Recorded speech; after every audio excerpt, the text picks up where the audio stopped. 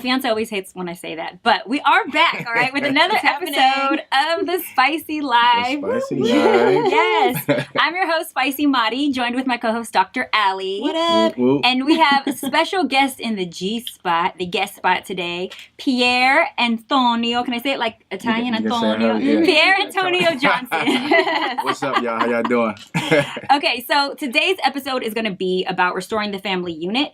And that's why we brought in one of our family restorer experts. No, I'm joking. I just gave you that title, but I'm going to give you a little bit. I'm going to put it on my resume. I like tonight. that. If I ever have a family restoration necessity, I'm hitting him up. I'm like, I'm giving out titles over here. Yeah. Okay, I'm going to briefly just give you a little bit background about him and then let him talk a little bit about himself. But he has a concrete ambition to restore the heart of community through the Peggy Beatrice Foundation, and his serious work ethic with producing television and film per Oak Tree Entertainment, and his love for teaching the word of GD. Now, is that G-O-D, God? G-O-D. Yeah, you got to reverence it. You can't spell the whole thing out. You can't spell the whole thing. Okay, I got to be G-O-D. All right. At Pissed Off for Greatness, Pierre is on the breaking point of becoming an influential voice and leader of an international scale.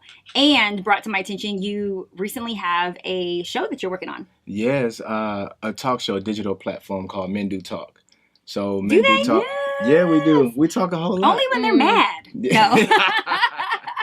Yeah, but that's what this show is, though. We're exposing the conversations that we had that women and other people just don't know that we have. So you know how you had that thing, like, I wish I was a fly on the wall. Or a fly on the wall. I want to watch it. It's that show. Yeah, I always think that. Well, when I watched the video clip of it, you had, like, several guys in there, you know, you were asking questions, shooting some, you know, banter back and forth about specific topics.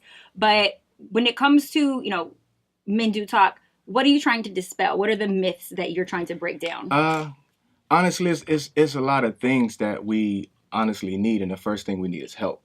You know what I'm saying? Like, we have such a coup that we put on that we don't really know how to come from behind it. So a lot of men, like, you may not want to really, it's a lot of men that really don't want to sleep with a lot of women, but they have to because that's the image that they have to uphold. Real. So it's like the fatherhood, it's the child support issues, it's the my mom issues. It's this first episode, the pilot episode, is why I wait for marriage to have sex.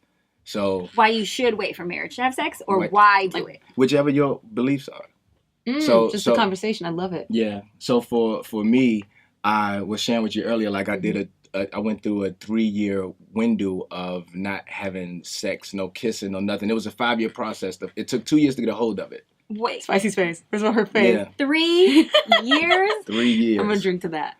OMG. Yeah. So I did 3 years straight. What was the purpose of that? Because it was so deeply rooted within me. Like, that's all I've known. Oh, you had a spirit. Yeah, you needed some rebuking going. Okay. Yeah. So I mean, you know, like it's the thing. It's just like my upbringing. Like, I'm from DC, so we already have a certain kind of mentality, like the Bay mentality. Like, the people from the Bay and DC are common. Like, that's the same kind of energy. Like, that's the only people that I've really met that have that same flow like DC people. I can see that, actually. Yeah, I can see that. So my dads, my uncles, my cousins, like, they all were those dudes in the neighborhood. Like, they all was the. I feel like Chicago too. You don't. Chicago as well. Chicago kind of got that feel also. Yeah, Chicago as well. So all that, like, just the ladies' men, like, they was cool. Like, the cool guys in the neighborhood, you know, the guy never getting fights in the neighborhood because everybody rock with him and the family, everything like that. So I'm the little nephew of that, and it was only me. So all my other cousins are 2-3 years younger than me or 2-3 years older than me. So I'm getting the best of both worlds. Yeah. I'm the connector in the family. So with that, like, women, like, in kindergarten, first grade, like, that was something that was already... Getting it in. Yeah. Okay, he was getting it in. So then we always start off with talking about the spicy dish then. So we need to hear your opinion. The spicy dish is... there's another case going on with Russell Simmons. And Dr. Ali had said earlier, she's so disappointed because, you know, this is somebody who's supposed to be this, you know, spiritual man, and he's a leader in our community.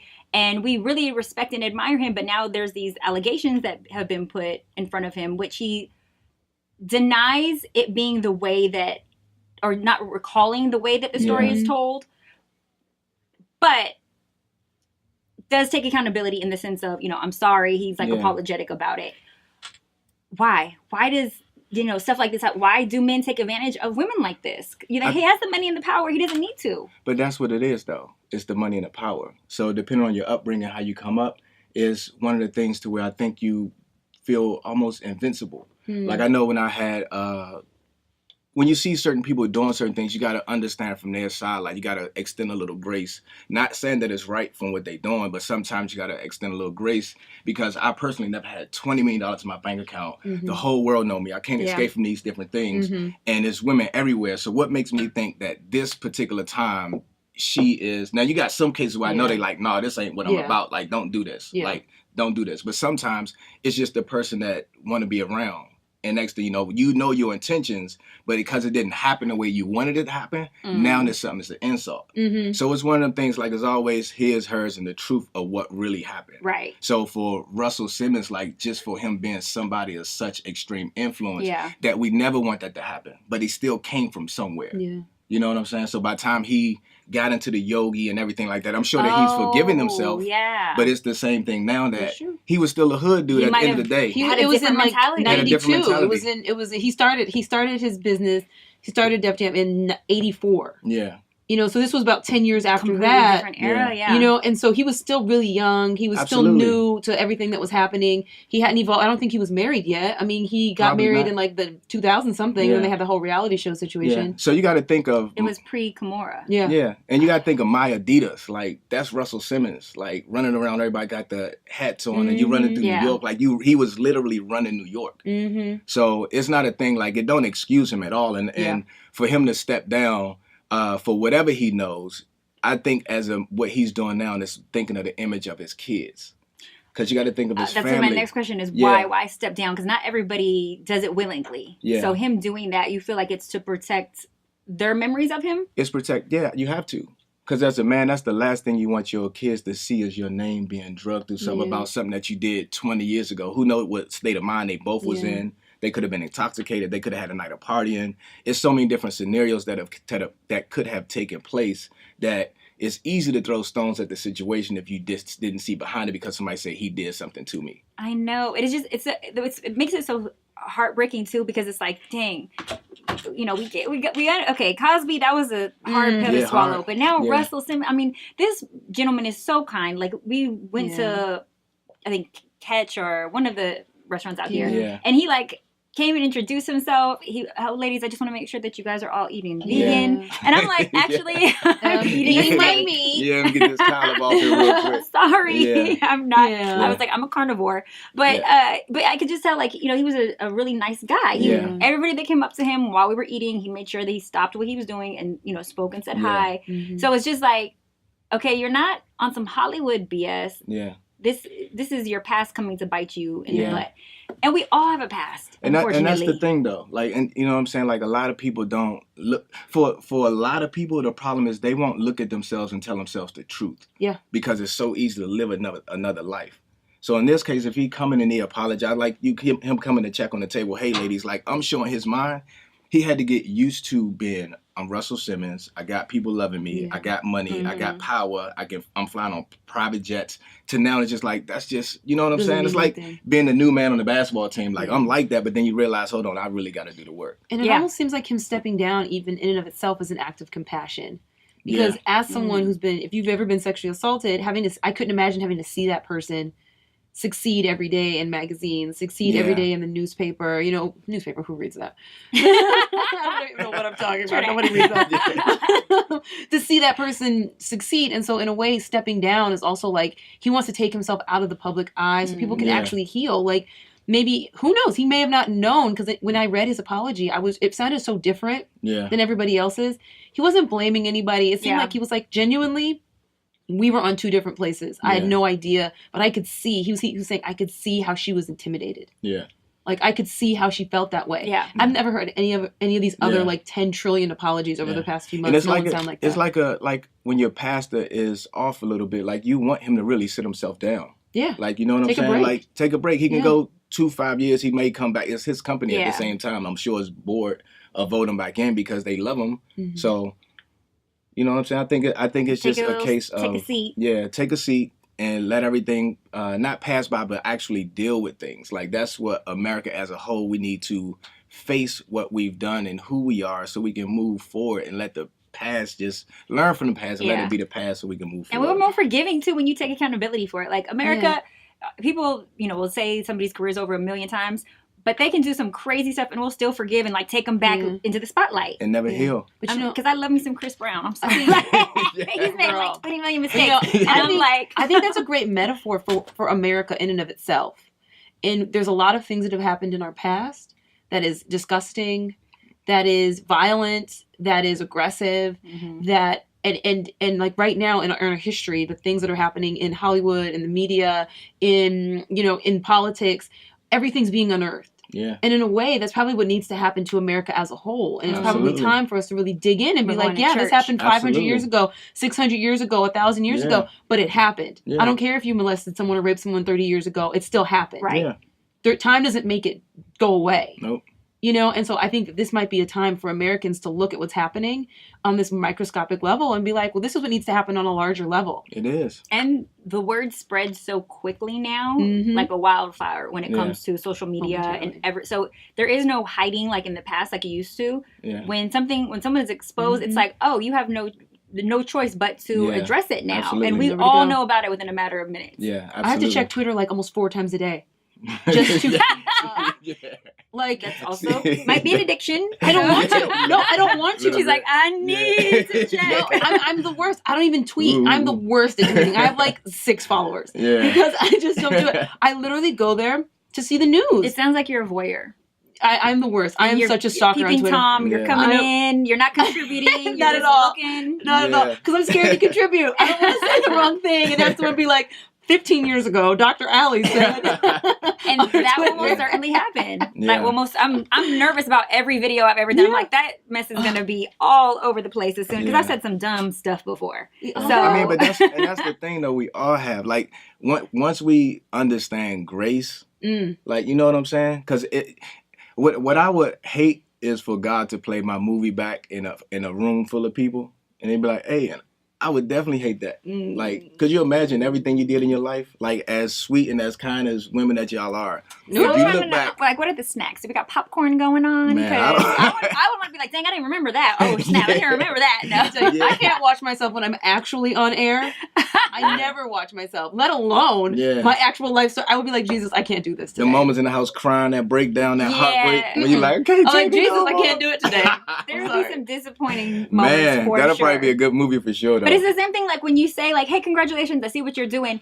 And when I stop and I think, I'm like, oh, dang, but you didn't see me frustrated and pulling my hair out last night. You didn't see that fight that I got in or me, almost cursing out that person because I didn't almost accomplish like this one task. Like, because we are watching each other's lives and we're constantly exposed, we're following your timeline, but at the same time, you don't know the behind the scenes of what really is happening to even get to that 40th photo that I finally chose to post. Yeah, absolutely. I was crying a second ago, fix my eyeliner, and then it's back to like...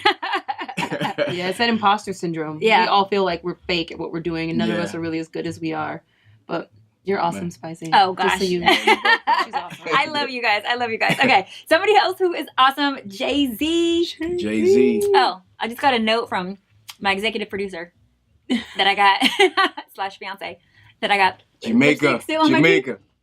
No, you're good. You're okay. real good. Jamaica, I appreciate that. That's the kind of man you keep around. The one that tells you got lipstick on your teeth. Yeah, it is. That's love. Jay-Z. All right. Just did a video with Time Magazine, like an interview, confessing. It felt like Usher's confessions again. It was taking accountability for his behavior in his relationship with Beyonce, which that's all that I really cared about with the interview. I'll tell you, I'm here for it. He was honest about his marriage and him having to take, a look at himself, and that most people don't like seeing that the pain that they're causing their partner. So instead they walk away from that pain rather than addressing it and helping heal. Yeah. I'm from the inner city, DC. So that's just the kind of men that we were raised to be. You know what I'm saying? Like, it wasn't a thing to like have one girl, respect her, grow up. So you grow up thinking of, I got her, and you always want the best. I got her. So now we were validation for you. It was validation, but it was like validation for the at the bottom of it was validation. I was a little like I had a different kind of cool because of my uncles and them. So it wasn't necessarily validation. Like for me, it wasn't validation. Like it was just who I am. Like I didn't know anything different. Well, I feel like if the expectation is that you have several women and they have to be beautiful, then it's like, okay, checklist, like accomplishment. Like you know what, I did that. I'm you know, I'm doing what I'm supposed to be doing. I'm making I take that. I'm America. I take that. Okay. You gotta accept some things. I accept that one. I accept that one. So that's another case of a young black man from the hood who probably didn't have the role models who told him what marriage was about on the way in. It was just like, we'll be a power couple. I got money. He's still all over the world. Like that's what I think people don't really understand when they pray for so much money and they work for all this responsibility, that it's still 7, 8, 9 billion women or 8 billion men that's around the world. 99 problems. You know what I'm saying? So to go around with that kind of power, and it's not one of the things you just going into the store and it's like you can walk back out. Yep. It's like you go into the store and this news. You know what I'm saying? So now from that is drawing the who of the who and the best of the best, the intentions, the people that lead a house that know I'm going to get him tonight. Yep. So, and not to say that, so I'm not putting this off on the woman, but when you get into a relationship with someone in the entertainment industry, whether it be an athlete, whether it be an actor or a singer or a rapper, it's almost as if society has already deemed your relationship doomed. And you know what you're, quote unquote, signing up for when you get into a relationship with someone in that limelight. I hear that a lot, And it's unfortunate that your relationship has already been deemed cursed because, similar to the energy that you put out there in the world, you know, people can pray for your falling as well. Absolutely. And so it's kind of like, if all of us at the same time see something happening in a marriage and we're all thinking the same thing, you're going to fail. That's kind of, we're putting that energy out into the world and cursing your relationship in a little way. Yeah. I think that's one of the reasons it's so hard. Because you have so many opinions, so many cooks in the kitchen, so many people critiquing every look. You know, you're in a picture walking down the street and you're like, maybe you smell some dog poop, but they like look you at themselves all the time. Yeah, you make this look, and they're like, she must be mad at her man. He must be cheating. Look at her face. And you know, it's like nothing. Not even that's not what happened at all. Look at her stomach hanging out. And the person in the house like, man, I wish I had her. Right. I wish I had her. Like, you know what I'm saying? We don't bless each other like that. It's just a lot of attention, and I know relationships are put under pressure just when the families are paying a lot of attention. Absolutely. You know, if your mom has a lot of opinions and his mom has a lot of opinions. And that's hard enough. And imagine that times everybody on planet Earth. That is a great point, because Dr. Ali, I had to learn the hard way that you can't share all information with your parents and your siblings because they will form an opinion of the situation and then give you criticism and then judge you for whatever the decision is that you make. Not everybody needs to be involved, but you know, Pierre, you're married too. Yeah. I mean, I'm sure we've all like experienced that, where it's like, okay, don't run back and tell mom this time. Yeah. Well, I think for me, the best help I had was help that I have is having other married men that's been married for 5 years, and some men that's only been married a year, or some men that's been married 20 years. Because like if we going through our little spat, what's up, babe? Too, I love you very much. He's like, just in case. Shout out to my love.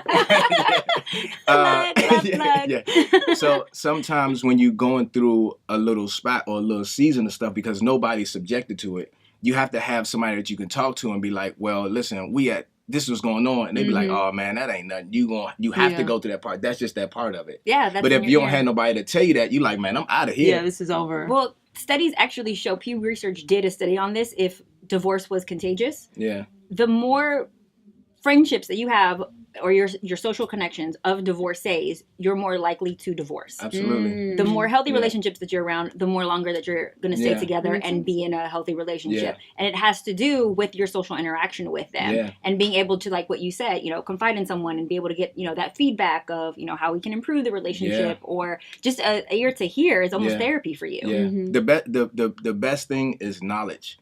The more knowledge you seek and the more wisdom that you go after, because love is love. Like, I love my wife, but love is not the thing that keeps me. There we What go. keeps you? There we go. The love is the learning her. The thing is the knowledge of who she is. The thing of who I know she's going to become. Who I know she's becoming. Like it's the like it's he like had the answer. He was like, "Baby, I know you watching. I got Yeah. this."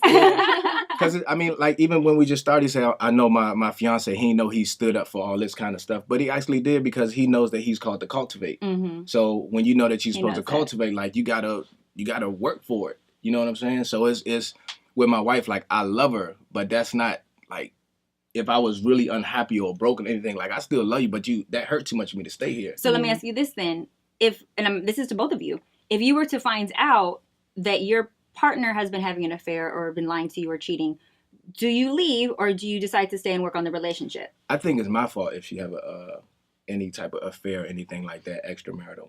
Okay, I see you taking full accountability for. I mean, yeah, because at the end of the day, like I can point fingers everywhere, but at the true core of it, I'm the source. Right now, so are you guys happy? Yeah, we happy.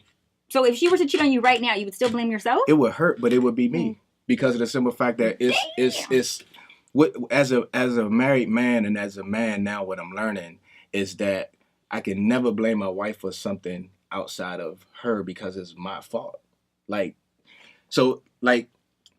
If I blame my wife for something, that means that I'm not standing up in what I truly supposed to be because she's my reflection. So anything she do, she's just reflecting off of me. Yeah. So if she's having an affair, something you're not giving her, or the affair is just like the action, but that's not it's like the blood, but it's not the thing what caused the bleeding. Okay, but so that sounds great when you're in a healthy relationship. But what about somebody who gets into a marriage with a jacked up person and they're just shady as hell? I feel like there are probably other reasons to leave him then. Yeah, I mean, that's what I'm saying. It's different. I'm just thinking of me in particular. I'm saying that's a great mentality. It's like, oh, they're a reflection of me. They're, something that I contributed to. They're also a reflection of you. If you get in a jacked up relationship, there you go. It's a reflection of you. It's still mirroring you. Yeah. It's still mirroring you. Yep. Touche. It's still mirroring you. Yep. It's your reflection. So whatever you do, if you look at, like what I had to learn and why I realized why they say don't try to change each other is because when I'm trying to change, why I'm saying like you need to do this, clean up, is really me talking to myself. Because you my reflection. So anything I'm trying to force on you is really what I should be listening to. So that's what you learn very quick is how to listen in marriage. That's why they say be quick to listen and slow to speak and slow to anger. You know what I'm saying? Because the faster you listen and be like, well, if I keep saying to you over and over, clean your room. If I'm listening to that voice, then maybe I should take that action and that instruction and clean the room because that may not be her strong suit. She might not even have to ever grown up to even clean her room. So it's one of them things like if you're hearing something over and over again, maybe you should listen because that'll change it. It can just it's like, does he live in my house? That's what I'm saying. Like the thing, I literally every day I'm like, clean up. Why is your socks here? And then I got to a point where I was like, there's no point in even discussing this. I'm just gonna clean up the socks. Start picking up, yeah. I'm just gonna clean the house. You're less irritable. No socks though. You gotta let us have the socks at least. But I will say I am probably one of the cleanest people you will ever meet. Yeah. Like I vacuum my house twice a day. Oh, like I like the lines in the floor. I like everything clean. I clean baseboards. I clean walls. And you are welcome over. Yeah, that's what I'm about to say. I like cleaning other people's houses too. I actually enjoy it. I really enjoy it. Whenever I move to a new place, I get a can of paint. So I can, and I will literally repaint the walls to make sure they're like, I am totally on another level. So love, please meet our new sister. Yes, you are hired. Like I really love it. I think that was like another calling. I was like an organizer in another life or something. For sure. And a wedding planner, all of that. Everything. Yeah, that's a blessing. So based on Jay-Z's decision, because he said 50% of people in America divorce, and that is actually very true. Baby boomers more than Generation X and Y, because we just started. We haven't even gotten to the divorce phase yet. We're also more self-aware, so we're getting married at a slower rate. Our income is different. We get married older too. We're waiting a lot longer, where we see our parents making jacked up decisions, and majority of baby boomers remarry, whereas like we still haven't even gotten to the first one yet. So we're watching their moves and we're taking a step back, we're going a little bit slower. Yeah. But divorce, though, is not just 50% of America, but also, like, the chances of you remarrying are extremely high as well. Yeah. Majority of people remarry for sure. Yeah. So it's like, there's this void that they're trying to fill because they still feel like they need to be with somebody. They just didn't want to be with that person. Yeah. But how do we slow down the divorce rate? Because I don't want to be a statistic. I refuse. My mom was married 3 times by my age. Yeah. 3. Wow. I know. Wow. Isn't that crazy? What did you learn from that? It's a whole nother episode. That's a whole nother episode. We're going to talk about the lessons of my mother. That's my next book too. One of the things is understanding is knowing that you are marrying an evolving being. Mm-hmm. That person, like in 2 years, he won't be the same person. In 2 years, you won't be the same person. Sure? But as long as giving each other the freedom to change and understand that we will have seasons where I might not love you, but I like you. Like long as one of those are there, like I love you, but I don't like you, or I like you, but I don't love you. So stay, like, even if that's the case? You got to push through it because it's for better or for worse. So it's the same thing. Day, yeah, you're not. Like, and it's like the army. Like, they tell you, like, you come here, like, you commit to the army, you on this soldier, and what we really promise you is all these kind of things, but what they really promise you is death. You just get these perks if you make it back home.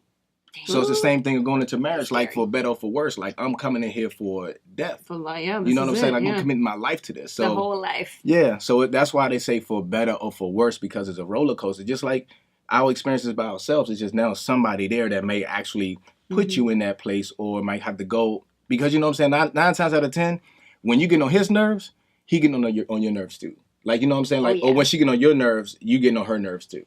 Like. Yeah. So it's just, like I say, I think for me, I'm learning every single day. Every single day. Like, whether it's something stupid I did, whether it's something challenging my wife put in front of me. But you got to understand, like, it's just growing phases. It's two worlds coming together. So how long do you think that you wait before you go to therapy or seek counseling? Oh, as much as you can. People go to Dr. Ali all the time for therapy. All the time. And it's so healthy, but couples wait until they're on, until divorce is just a conversation piece. Yeah, yeah. It's like the person that goes to the gas station when their tank get half full.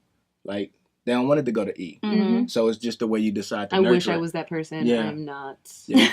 I'm definitely on E and all the time.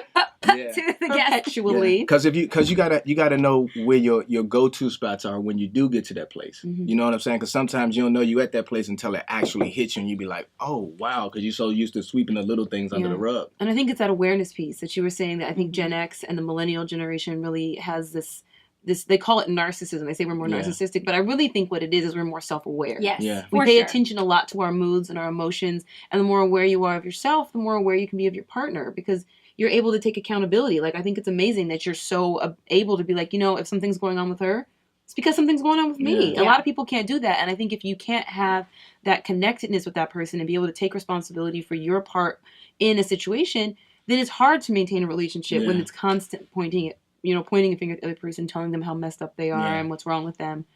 Yeah. And for me, that's what the 3 years of celibacy did for me. It allowed me to heal from my past. It allowed me to face like, okay, well, what was it why I really had so many women? At the end of the day, I just wanted my parents' attention. Your parents' attention? That's it. I wanted my mom had a boyfriend. I wanted more time with my mom. My dad had all women, so I had to get women to speak his language. Got it. So, you know what I'm saying? Like, so at the end of it, like, once you do all the digging down at the bottom and you really be truthful with yourself, and you be like, well, why was I doing all that? Like, I mean, I enjoyed it because it was something that was in me. But at the same time, like, the truth of the matter, that was my personal reasons. Like, I wanted more attention from my mom. I wanted more attention from my dad. When they split, that was my thing, was to, how can I get them back in the room together at 3, 4, 5 years old? Cause problems. So when it comes to your parent, okay, so you just said right now that your parents were, split, that you went through a lot of things in your childhood. But when it comes to staying together, do you think that even when you don't belong together anymore, or maybe, you can't do it anymore, one person isn't happy in the relationship and you don't want to be there, that you still stay? It depends. If it's abusive and things of that nature, then I don't think so. Like, I don't think anybody should be in a relationship, get beat. Like, some people, they get off on it. Physical abuse is going on. I don't think the physical abuse, like, that would be one of them things, like, yeah, you should leave because our lives are in danger. Yeah. Like, if that's how that's gonna go, and this is how it's gonna be, then I really just think you should get help and do everything you can to make sure that does not happen anymore. But you have to really, like, both people have to have their hands to the wheel, like, because it's a business. Like, marriage is a business. When you wake up, when you go to sleep, you on. It ain't no, let me get 20 minutes. Even when you're on vacation by yourself, you still married. Okay, spirituality, religion, whatever you want to call it. How important is that in the marriage? It's everything. Or in your relationship? It's everything. Everything is spiritual. every single thing. These mics, your computer, your phone, because they come from the thought of somebody. Mm-hmm. So once you have that alignment and you know that you have to hold on, like when you get married, they say the threefold cord with you, Christ, and your wife, and it's not easily broken. Like as long as you keep Christ or like who you believe in the middle of it, that's where the success come in, is you have to apply it. So when I say everything is spiritual, it's because you have to gain wisdom, you have to gain knowledge, you have to gain understanding, and you have to honestly look at like when you, as you sit there now and your mouth closed and you still talking in your head, like who is that person right there? You know talking what I'm saying? In my head. Like that person is talking in your head. Right. So I mean that it's an entity inside of you. Correct. So from there, you have to make sure that person is sharp. Because if you sit there in those times, you be like, man, I really, even if it's in business, like I should blow this joint up. Like, you know what I'm saying? But then you got enough sense to make sure that that's not what you're really going to do. Right. Mm-hmm. But then you have to elevate yourself because your marriage have to continue to grow. Your business, your kids have to continue to grow. And nothing can grow past the knowledge or wisdom that you have. But what about couples who don't have a spiritual foundation? They're not doomed necessarily because they're not always in praise and worship, or they don't believe, or they just don't have a religion or don't believe in spirituality. Yeah. So that's what I'm saying. It works for case by case. Yeah. My case, from me knowing who I was, that person can't resurrect me anymore. So I got to make sure that I keep growing, I keep knowing and keep showing, because my wife don't deserve to ever meet that guy right there. Yeah. So for me, everything is spiritual. That guy. How did you get that guy to go 3 years abstinent? By laying in the bed crying a couple of nights like Chris Rock when he hit that Pookie joint. What?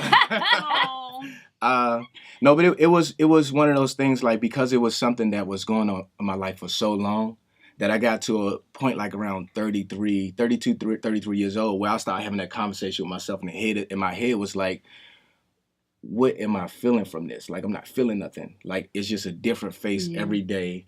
I'm going to the clubs. I'm hanging around. I'm around these different athletes. I'm around these different people. And I really started asking myself questions. And I was brave enough to answer the questions. And I remember one day I was looking at myself in the mirror. And I'm like, do you really love your mother, sister, and daughter? And if you do, why are you doing this to other people, mother, sister, and daughter? And from there, I realized that if I couldn't look myself in the eye at that point, then I don't know the next time I'd have tried it. And the first person that you were with when you decided to break the abstinence was your wife? No. So what happened was, I was the men's ministry at my church, and I was the leader for like 2 years. And there was all these different things going on in my life period. So as these different pressures and stresses start coming up, the one thing that started coming up was that old dude, like, hey, I'm here. You know what I'm saying? So you got somebody that had a heart that was for me, but still had an intention that was never really revealed. So when that thing was like, you see somebody weak, like it don't make a difference who you are at a point of weakness. If they know how to touch you or come to you in a certain kind of way, then that's when my defenses start going down. So from there, it's like it became a battle. Like, this not who I am. This not what I'm doing. I'm not gonna like. It's been 3 years. I'm not gonna go out like that.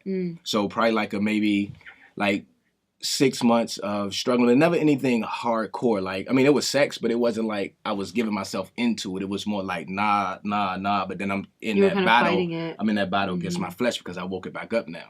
So now I got to make sure that it's not overcoming me, making sure it's not overtaking me. So I'm like, hold on, let me pump the brakes, and doing everything I can to pump the brakes, just cleaning my atmosphere again. And then that's when my wife came about. So, but I knew that if I was going to get in another relationship, that it was going to be all or nothing. So it wasn't. When a man decides that, it's like, okay, this next one is just going to be it. It was going to be all or nothing. Yeah, it was going to be all or nothing. And I'm grateful because she was my crush. Like, you know what I'm saying? Like, she was the woman that I was subconsciously watching. So when God gave me the words to say, like, I literally had the first 3 exchanges what we would say to each other. So when I said the first thing, she said the second thing back in like how you saw it in your head. Yes. Exactly. Where'd you meet? So we have a friend, Braylee, who they was in a movie together, and Braylee she posted a picture on Facebook, and I'm like, Braylee is something about her, but so I sent a friend request. So this was like in 2013, social media. So 2013, I sent her a friend request. And it was like, hey, I see you in Atlanta acting, blessings on your career. She's like, I see you in LA acting, blessings on your career. And that was it, like a conversation that I trust my daughter having with somebody. So a year and a half, like 8 months passed. So Braylee posted another picture from the movie. I don't know if it was the same movie or a different movie. So I'm like, Braylee, is something about her. I just don't know what it is though, because it's been 3 years, so I'm not thinking of a like relationship. So I'm like, it's something about her. I just don't know what it is though. So Brady's like, well, let me introduce you. So my wife's like, nah, I'm not really into that. Like, I don't feel like being introduced to nobody. So I'm like, yeah, Braylee, I don't know if that's what it is. Anyway. No one ever wants to get set up until it gets set up. Until it gets So March 4th, 2015, March 5th, 2015, I was walking in the house from the gym, like 10:15 in the morning, like walking in the house from the gym. So I just hear God say, send Judy Blair a message. And I'm like, well, she don't know me, but if you want me to send her a message, I'll send it. Because we haven't had zero communications. The only communication we had was that message of Atlanta blessings. A year and a half ago, like blessings. So I'm like, well, what you want me to say? So he say, Miss Blair, I'm able if you're willing. So I say, well, what you want me to do with that? So I never had a problem with talking to a young lady or, but that one had me sweating. And I'm like, well, why would I say that to somebody I don't know? So I'm like, well, all right, well, what should I say again? What should I say? And it was, Miss Blair, I'm able if you're willing. And she's going to say in return, Mr. Johnson, my willingness depends on what you mean by my able. And so I'm like, okay, Lord, I'll okay. So I just sat with her for like 45 minutes. Like, all right, well, I'm just going to send it. Like, if this the word you want to get to her, I don't know what she got going on in her life. I'm just going to send it. So I send it. On her side, she was, I guess, doing the little check-in or whatever, like for an hour or whatever the case may be. She was saying that she was just crying out to God about, like, I think you forgot me. Oh, dang. So I know that feeling. Yeah. So I sent the message, and I'm like, Miss Blair, I'm able if you're willing. I ain't say hello. I ain't say how you doing. I don't know her. So she'll complete, like, from my perspective, she's a stranger versus seeing her go up the timeline on Facebook. So she said back, Mr. Johnson, my willingness depends on what you mean by able. Jesus. That is crazy. Okay. I'm standing next to my the executive director for our foundation now, and I'm just like, yo, you got to take this because I really don't know what's going on. Like, try to get on my phone. She's like, no, you started. You got to keep going. So I say, all right, God, what am I supposed to say? Like, what I'm supposed to say. So she said, so it was, Miss Blair, I'm able if you're willing. She said, Mr. Johnson, my willingness depends on what you mean by able. And I said, able to love you in action if you're willing to accept it in the venture. Never said that to a person before. What deepest kind of poet introduction? Listen, I've never. What? This is awesome. Yeah. So she came back, and it was just like a whole 45-minute back exchange, and she was like, "Well, why would you say something like that to a stranger?" And but I love that she knew to like go. She just was going back and forth. Like I appreciate I'm glad she that. did. Yeah, I appreciate it too. Wow. Because but it still was God though. Whatever it was, like it was going on His record. You need to like tell that story to every person you meet. I think he does from here. And his wife probably never gets tired of him. Yeah, I try to. Yeah, and it was so it was good though. So it was it was beautiful. So just when I'm an extremist, so when God do things in my life, He has to do it extremely because I'm the same way. If He just try to we don't know when He gradually putting us in something. So I understand that, but if I'm praying for something like a woman, like I'm gonna try to pick this and that and that. I need that. I need that. I need that. But when it's extreme, something like that, where I know those words wasn't for me, like then you don't have no choice but to go for it. So for somebody who wants to do like a spiritual cleansing or a abstinent cleansing the way that you did in order to kind of get to this place of strength and preparation for your future mate, give us a spicy tip. Like, where do you start? Like, fellas, hey, throw out every Playboy magazine that you got. Like, how do you start? How do you start with that cleansing? Just a decision. Yeah. Like, nobody has no guidance. Yeah. You gotta start with a decision because it's really hard. Like, if you got those porn in your I remember when I got to the point where I was deleting the porn out of my phone, and I was sitting there like I was losing a cousin. Like, oh no! It's like no. Wait, old photos of chicks too, huh? I know guys who keep like old photos of all their old boobs. Yes, Martha. All of it, like Sandra. Renee. Like, so it's a decision. Like, and once you make the decision, then you live with those like the beautiful consequences that come along with it. Like deleting it out of my phone was a consequence for me, but it had a beautiful reaction. Like so, the shackles were coming off. The shackles was coming off. Beautiful. Like it's hard. It's a real fight. Like for a bona fide fight. Like it's not anything easy to do. Like it's not easy at all. But once you make that decision, then you understand that okay, today I'm gonna delete the porn. Tonight, if I want to call what's name, I'm not gonna call her. Like my thing, like the young lady that I was intimate with at that time, I said I want to try 10 days without having sex. Most people, that's like, I mean, I'll probably go 2 weeks without having sex, but for me, that was a challenge to go 10 days without having sex. So she's like, okay, cool. So gave me 10 days. So 10 days probably was like made it to 11. And then I was like, I want to try one more time. And then I was like, I kind of felt something from going 10 days because I've never held myself that long. For you. Yeah, so that 10 days turned to 20, that 20 turned to 40. Then I had to start over. And then it was like, I'm going to challenge myself to keep going, tell myself no, because that's what I never heard was the word no or I never understood the power of no. So when I started hearing no, then you got the women, because that's what's gonna come next at the final route is those women that you wanted for a long time. That's now like, oh, you sexy, or you this, and it's that, but you still got to remember your decision. Like I always tell guys when they are trying to get a girl, if you really like her, don't sleep with her. Like hold out on her. I think that's don't touch everyone, right? Because for guys too, but for men trying to, because men. It's not a game for them. It's not like so it partly is a challenge, but some of it is just them being horny. And when they hold out on the woman though, that gets our attention more than when us hold out. They expect us to hold out. Yeah. When it comes to like the male species, you don't want me, like what? You're not ready to have sex with me? Oh no. Like that's, you're going to turn down all of this. Like that's literally what we start to tell ourselves when they make it seem as if, they need more time or, but it sounds like it's a game, but it really does make you desire the other person more. It's the best game because you win. Yeah, it's the best game where both parties win because you get to learn each other. You get to see, like, you really start paying attention to the flags, like the red flags. So when you're horny, it don't make a difference what the flag is. Like, I remember funny story. I had a young lady at Howard, and I remember the next day leaving out her dorm. My cousin was like, "Yo, P, you see your hand?" And I'm like, "Nah, what happened?" So I'm like, "Hey, come here." And she came back and she had like 2 fingers that was, I don't know if they would something had like they were missing. Yeah. Yeah. And I'm like, yo, that's crazy. You didn't even know she didn't have fingers. I'm so caught up in getting the action that I didn't even recognize. You don't know nothing about her. Yeah. So from there, like, so it's things like that honestly start to scare me straight to where I start becoming so like from that moment, I started being so detailed with everything in my life. And I think that was the thing that gave me the courage to even answer the own questions that I had about myself. So, you know what I'm saying? Like, it's one of them things that just stop being so horny. Yeah. You know what I'm saying? Like, stop being so... And it seemed like it's easy to say on this side, which is easier to say on this side because it's not me. But on the other side, that old guy, hard. Like, I literally used to lay in the bed and cry real tears not to pick my phone up and call a woman. Like, so for people who are in the situation that now they're married, okay, they have a family, how do you stop that temptation from coming back into your life? What are your tricks now that you're doing in your marriage so that you don't cheat? For me, is looking into that 3-year gap where I wasn't doing anything. Like, you know what I'm saying? Like, I what I'd say to myself a lot of times, because marriage is hard.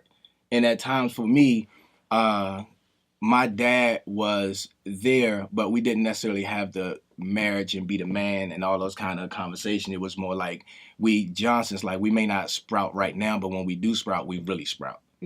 So it was those kind of nuggets that I was getting. So it wasn't necessarily like the son, protect yourself growing up and all that kind of stuff. So now it's just having safety points, knowing when you're, like, for me, when my wife is upset at me or vice versa, and I want to leave out the house, is what am I going to do when I leave out the house? Or what are these temptation or these distractions? And I have to really look at myself. If she wasn't here for 3 years, you ain't do nothing anyway. Okay, so I'm cool. And that literally would diffuse me. But that don't stop the other temptations when you're seeing other women. Because now that's the thing. That's the thing about it with one of the divorce rates. Why the divorce rates are so high as well is because everything is vying for your attention. Like, you got so much. You leave out the house, you got images of the butt on the billboard. You got the girls walking around with booty shorts. Like when did that become back around? That you walk out with half your butt out? I don't think it ever left. Yeah. So it's been around. While you're on the topic, I'm going to give you the top 10 reasons. Okay. The top 10 reasons for divorces? Yes. All right. I know number 1 is money. So finances is one of them. That's a huge reason. But this study was done like by Your Tango, and posted on Huffington Post. But this is what people gave in the survey, but getting in for the wrong reasons. Absolutely. Which marrying for money. Absolutely. That's the number one. Number 2 is lack of individuality. Huge. So you lose your identity within the relationship. Becoming lost in your roles of who you are with the person, and not having a shared vision of success. Those are interesting ones. Those are good. Yeah. The intimacy disappears. Yeah. And unmet expectations. Finances, again, is now more like, this is when finance is actually like listed. The first one was financially related as an example, but this one says finance Definitely as well. And being out of touch, like literally not connecting with your partner at all, and different priorities and interests. So not similar hobbies, you're not hanging out, and also inability to resolve conflicts. What's interesting is they all kind of revolve around the same thing, almost except for finances. To me, it's reflecting kind of on the first one, which is you kind of got into it for the wrong reason. Your expectations were misaligned, and you didn't know them. Yeah. It seems like a lot of those things are like, if you really knew who the person that you were marrying, you would know what their goals were. If you really knew who you were when you were getting into the marriage, it would be more difficult for you to lose yourself into the marriage or into the role. And if your partner knew you, they also wouldn't require you to lose yourself into the relationship. You know, it wouldn't, you know, it wouldn't be like, I want you to die so that the two of us can live. Like we can both live. I definitely had that conversation with Shay. I'm like, we're getting married. I can't lose the spice. I can't lose the spice. Like that was my biggest fear, is like, oh no, I don't want to be this like bland Mary Jane, you know, not to say like that's so every Mary Jane out there. As long as you have those threats, I don't want to be this like bland person. I'm like, you signed up for the spicy in me. Yeah. I don't want to lose that. Yeah. And so so there are certain like workbooks that you can do going into the marriage that you can learn each other more, but also, you know, getting therapy or going to, you know, a psychiatrist or psychologist or marriage and family therapist in order to do some of that resolving prior to going into the marriage and bringing all of that family baggage that we all carry and, you know, not knowing how to handle conflict. Like that one really stood out to me because a lot of people don't address when they are having problems, and they try to brush it under the rug or even know how to address it. Yeah. And so it only builds and builds and builds until it explodes. Yeah. And I think sometimes it's hard to learn from your partner, because I know, like, me and my husband, clearly we're very different people. You've met him. He's sweet and wonderful. He is super sweet. I'm not. He's a little she-devil over here. Yeah, I'm like definitely like the aggressor in this relationship. He is just like the sweetest, nicest man on planet Earth. Yeah. And he came from a sweet, nice family. You know, they didn't talk about a lot of their problems. They just kind of let him go. And in my family, it's the exact opposite. My family is like 90% women. My grandma came from a really huge family. There was 12 of them, and 11 of them were girls. Yeah. Oh, wow. And so you have to learn how to communicate very effectively in my family, and you have to communicate very loudly. Yeah. But wouldn't you agree that's the main issue here, though? Communication. And so I had to teach him communication, because that wasn't one of his skill sets. Yeah. He came and he would get upset about something, and he wouldn't tell me for 6 months. And it will come up in my argument. You know, I will plan an argument. Yeah. I will be like, oh no, we're talking now. Yeah. And then he would bring up his stuff, and I'm like, I had no idea. All you had to do was tell me. Yeah. He was being passive aggressive about it. And so over time, like, we've really both learned, like, I've learned to be much softer. Because I think that was a hard thing for me, was being soft with somebody. So I softened up, and I changed my approach to, like, how do I talk to him about problems that isn't so, like, aggressive. Yeah. And then he's learned to really speak up when he sees something he doesn't like. He brings it up instantly, and I'm just like, oh, I love you. Yeah, that's awesome. Yeah. Like, thank you, so I don't keep making that same mistake. Right? It does a disservice to the relationship when you don't address it. Just tell me, and I'll fix it. Or I'll be like, not fixing that. Sorry, live with that one. Yeah. Like the socks on the floor. No change occurring there. I live with the socks. Yeah. He ain't changing that. Yeah. But if you know your partner better, and you are able to, like, just knowing this list helps with half of the battle. Yeah, like, absolutely. because then you can go down the list and be like, oh, you know what, let me address this. Let me make sure that me and my partner are connecting. Let me make sure that we have the same definition of intimacy, because it differs. There's so much when it comes to communication that stands out on this list. And if we started to do more of this exploration of what a healthy relationship looks like, we will, I think, see a difference in the divorce rate and in broken homes. Yeah. Because a lot of marriage counseling, they don't even, like, they answer these questions, but it's not as in your face as this one, not as blatant as this one. Like, becoming lost in the roles, like, that's so huge, because that's just in our culture in general. Mhm. Like, you got women being stronger than men, you got men being weaker than women. Like, not in a sense of can't lift this. Some cases you got men like, You're I saying can't more like lift gender this. roles. Yeah, because responsibilities. is when I say weak, the definition of weak for me means delicate. Like, just because you, like, you know what I'm saying? Like, because you probably can kick a soccer ball further than I can. But that don't mean that. She might be able to. Yeah. I have really. I could imagine that she's So- probably very good at soccer. Yeah. So, but you're still as strong as y'all are as women. You're still delicate.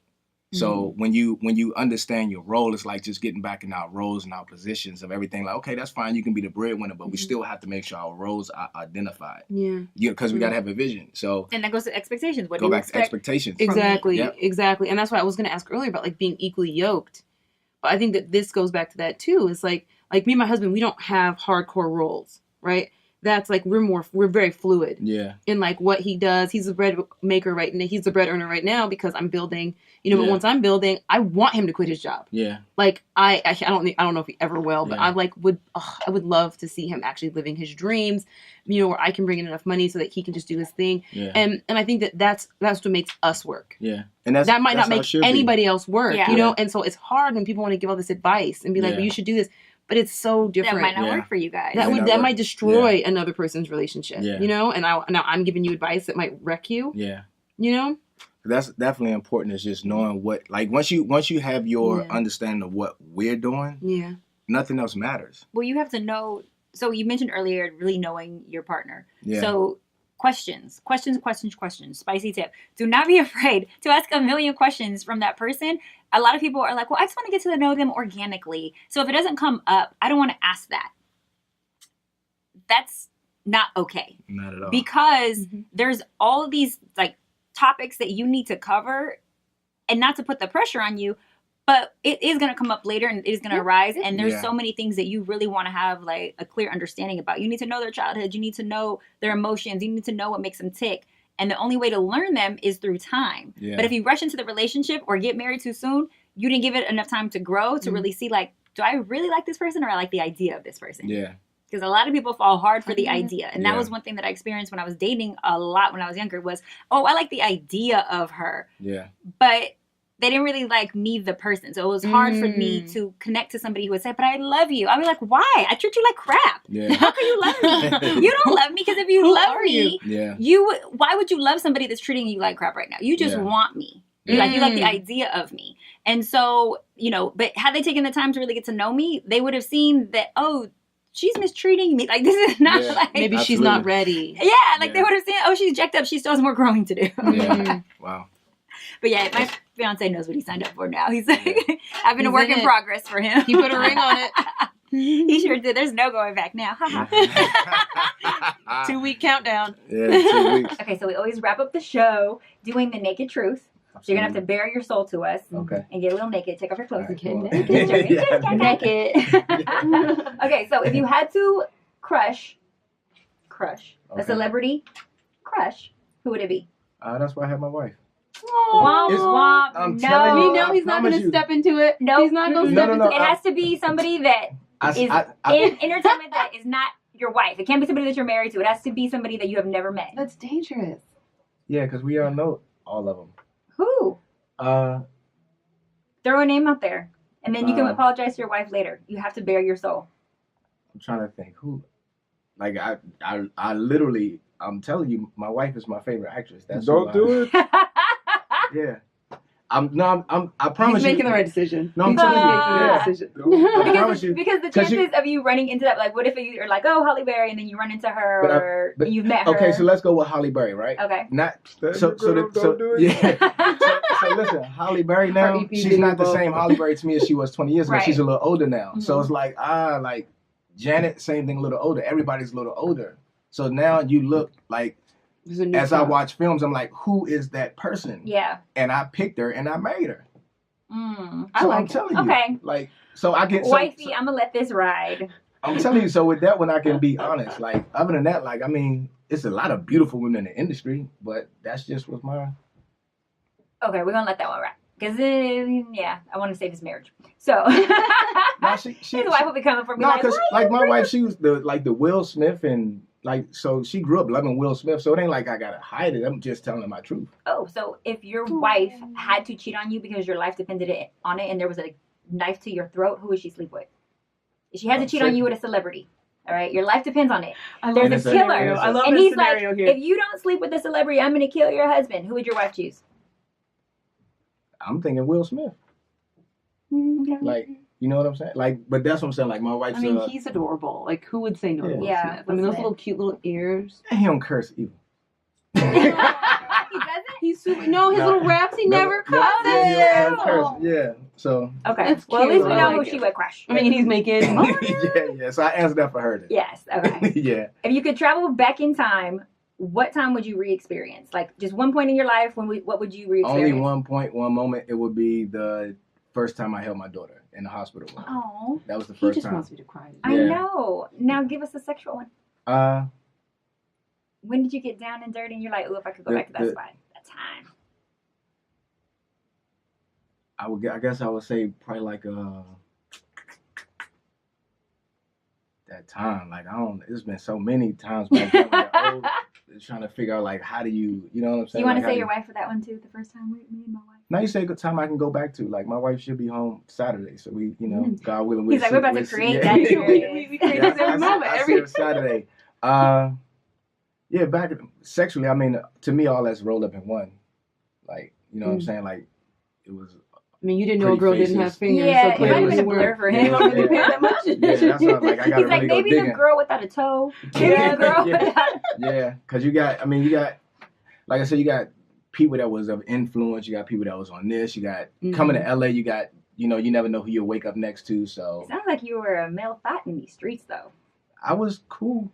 See, men can be. Yeah, but that's what I'm saying. It was, but I was always still me. Like, you know what I'm saying? Like, before my walk and everything, I still was cool. I just had, it was I don't understand how dudes were never able to get women. So that was just. We're gonna have to do an episode where you give all the male spicy tips on how to score with the girl. Yeah, I can give how to get into that. Yeah, I can give them. Okay, last thing on earth that you get to do: sex, sleep, or eat. Which one are you choosing?